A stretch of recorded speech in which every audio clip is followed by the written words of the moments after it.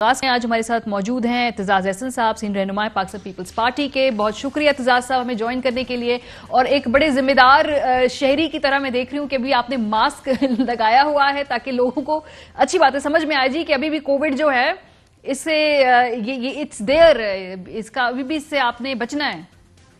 बिल्कुल बचना है और तदाबीर में सबसे अहम है मास्क। बिल्कुल सही बात है। अच्छा इत्तेजाज साहब, सवाल तो मैंने आपसे काफी ब्रॉडशीट और ये फॉरेन फंडिंग के हवाले से भी करने थे, लेकिन अभी कुछ डेवलपमेंट हुई है।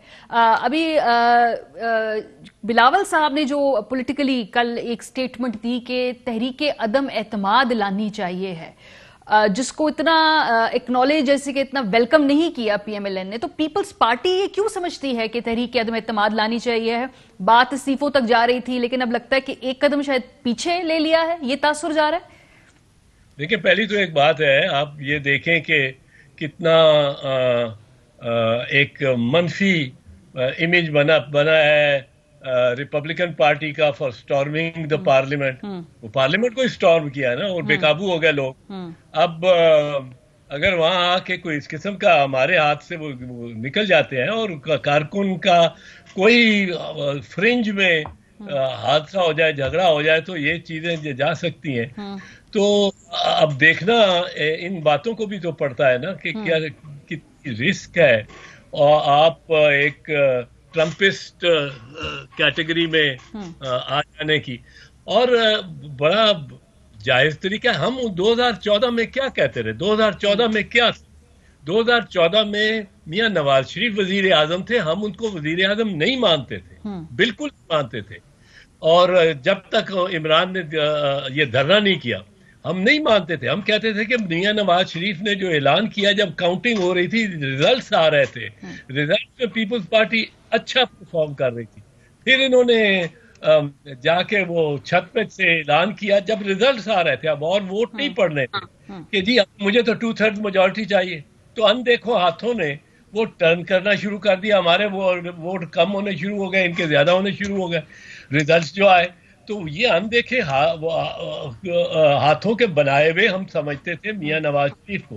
तब कि इमरान और ताहिर कादरी ने आके वहां धरना डाला और ये कहना शुरू किया कि हम इस्तीफा लेके जाएंगे और इस्तीफा कनपटी पे पिस्तौल रख के लेंगे, और हम उसके खिलाफ भी हमने हमारे कहने पे खुर्शीद शाह और मेरे और पार्टी की क्यादत के हवाले से ये मियां नवाज शरीफ ने जॉइंट हाउसेस बुलाया, जिसमें बड़ी बड़ी तकारीर हुई, कोई निसार और मेरी तलखी भी हो गई, पर वो बुलाया और उस तलखी के भी बावजूद ने कहा हम आपके साथ खड़े हैं, हम इस वक्त पार्लियामेंट के साथ खड़े हैं और धरने की सियासत के हम खिलाफ हैं।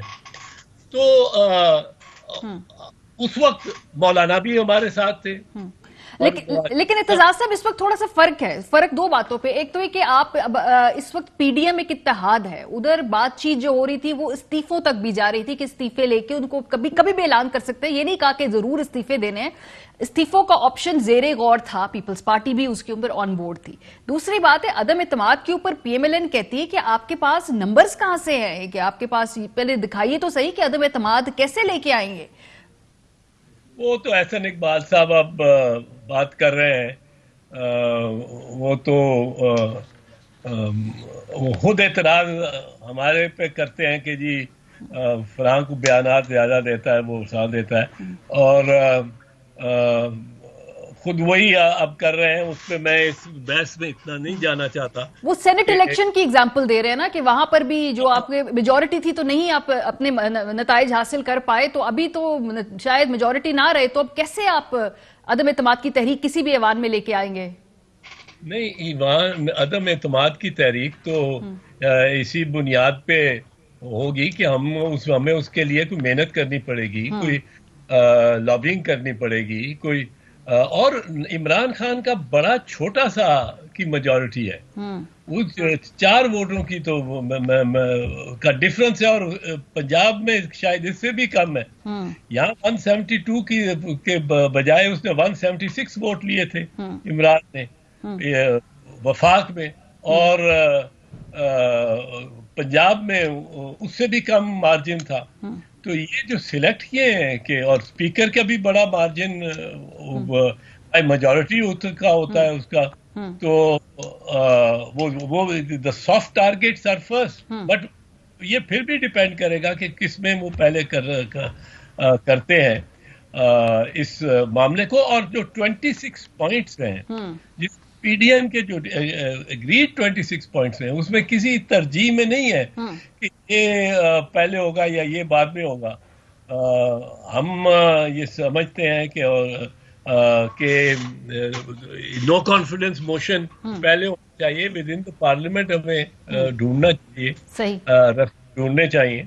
और लेकिन एतजाज साहब, इससे इमेज ये जाता है कि पीडीएम तकसीम हो रही है क्योंकि इस पे अग्रीमेंट नहीं है। पीएमएलएन बहुत क्लियरली कह रही है कि जी तहरीक अदम एतमाद के चक्कर में मत पड़े, वो मुश्किल हो जाएगा पुल ऑफ करना। और दूसरा फिर ये लग रहा है कि शायद आप एक और सिमत में जाना चाह रहे हैं पीपल्स पार्टी, और बाकी मौलाना साहब और नून लीग दूसरे सिमत में जाना चाह रही है। नहीं, मैं पूछता हूँ आपसे कि अगर तहरीके अदम एतमाद नहीं लाएंगे तो किस तरह हटाएंगे? इस्तीफों की ऑप्शन की बात कर रहे थे कि सिंध असेंबली समेत आप पीपल्स पार्टी इस्तीफे देगी, तो फिर इस्तीफों का आपने टेम्परेचर बढ़ाना था ये देकर, ये वो समझ रहे थे। नहीं, इस्तीफों का तो हमने तय कर लिया ना, अब ये तो पीडीएम ने तय कर लिया। हमारी सजेशन थी कि इस वक्त जाए, और पीडीएम ने तय कर लिया कि इस्तीफा लास्ट ऑप्शन है, वो लास्ट ऑप्शन है। उससे पहले जो ऑप्शन करनी है, और इस्तीफों से अगर इस्तीफे दे दिए और उन्होंने इलेक्शन करा दिए तो उसका क्या, हम सेनेट से भी तो इस्तीफे देंगे ना। अगर पार्लियामेंट सारी से देने शुरू हो गए इलेक्शन लड़ने के बाद भी, और सेनेट से भी इस्तीफे दे दिए और बाई इलेक्शन में भी हिस्सा न लिया और बाइकआउट कर दिया, तो फिर मतलब है हम वो सेनेटर वो फिर ले आएंगे। सो इत्तेजाज साहब, ऐसे तो लग रहा है जैसे आप लोगों ने प्रेशर डालना था पाकिस्तान तहरीक इंसाफ पे, ये तो अब आप उनके रिएक्शन के ऊपर अपना अपने आगे का लाएअमल तय कर रहे हैं। नहीं, उनके रिएक्शन तहरीक इंसाफ पे तो प्रेशर, मैं तो समझता हूँ उन पे तो प्रेशर अपनी उनकी कारकर्दगी या अदम कारकर्दगी का है। वो बहुत बड़ा प्रेशर है। जो सिचुएशन बिगड़ रही है, वो तो अपने वेट से, अपने बोझ के तले दब रहे हैं। उनको तो आप आई डोंट थिंक कि वो अपने वजन के तहत वो जा रहे हैं नीचे, जहाज उनके को रहे हैं। होटल उनके, हमारे सबका होटल है वो रूजवेल्ट है, और पेरिस वाले होटल वो जा रहे हैं।